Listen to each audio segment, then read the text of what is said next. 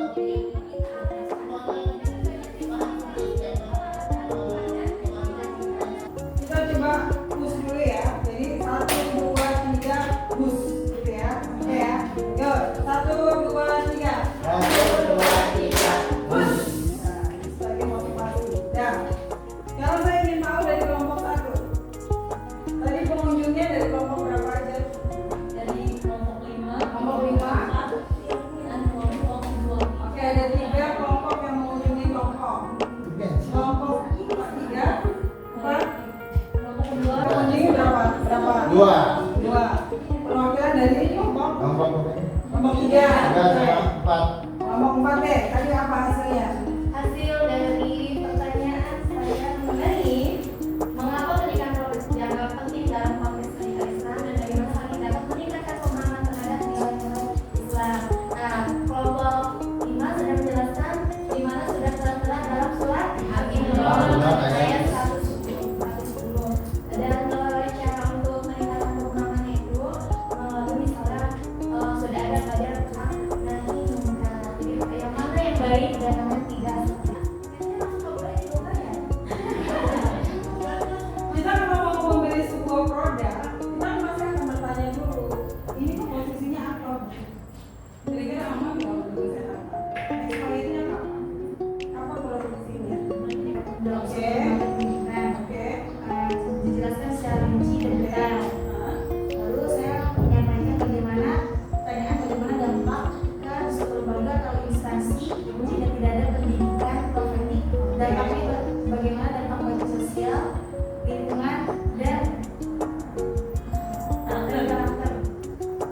dijawab? Apa tadi Oke, saya? sekarang jawab kalau teman semua menyampaikan penjelasan dari tiap kelompok. Silakan. Apa sih kalau jujur sih nggak terlalu merhatiin ini, cuma kalau dari pengalaman dari materi yang sudah kita tadi, kalau paham ya Bu, ya. Iya, nggak apa-apa, silakan. Berdiri nggak apa-apa. Supaya jelas siapa yang ngomong ya. Saya bingung. Ya, ya. Oke, baik, bismillah. Pembahasan kita pada hari ini adalah tentang pendidikan ketik ya, baik dari definisi, pandangan pelatih, kemudian urgensi dan juga hubungan dan tahap pendidikan ketik sama pendidikan ajar Islam. Nah, dari definisinya adalah pendidikan ketik yaitu proses transfer pengetahuan dan nilai moral yang terinspirasi dari Nabi Muhammad SAW untuk diajarkan kepada seluruh manusia. Dan yang urgensinya apa sangat penting dan berkaitan dan bisa berkolaborasi menjadikan suatu ilmu pengetahuan untuk menciptakan manusia-manusia yang berakal mulia, yang cerdas, yang memiliki wawasan yang luas. Ya, oke, ayo. Ada pertanyaan? Ada banyak pertanyaan. Ada pertanyaan? Pertanyaan dari Ibu. Kenapa harus profetik?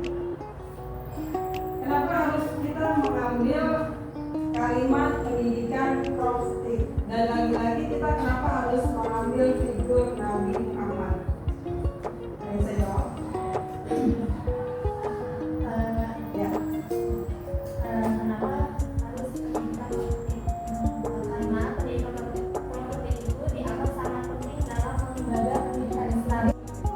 Dianggap sangat penting dalam lembaga pendidikan Islam karena memiliki peran kunci dalam membentuk karakter dan mengelola individu sesuai dengan ajaran Islam yang sudah dijelaskan oleh jadi dapat membantu siswa memahami menerapkan nilai-nilai Islam serta menerapkan dalam kehidupan sehari-hari termasuk kasih sayang, keadilan, integrasi dan banyak aspek etika lainnya. Jadi pendidikan politik itu sangat penting mau di pendidikan Islam maupun Sekarang bagaimana mungkin ketika lembaga pendidikan ingin menerapkan pendidikan profetik, tapi guru-gurunya tidak tahu sejarah makhluk. Ya kan?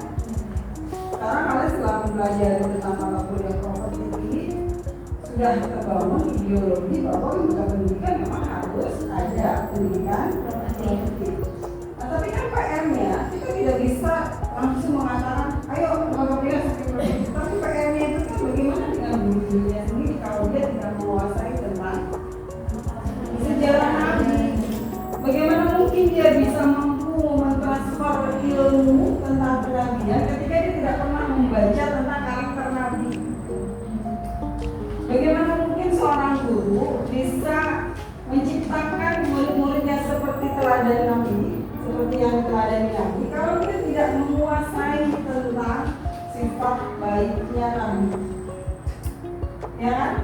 Berarti PR-nya itu adalah ketika mau menerapkan pendidikan profetik dalam satu lembaga pendidikan, maka guru itu harus lebih tahu dulu, harus membaca dulu tentang sejarah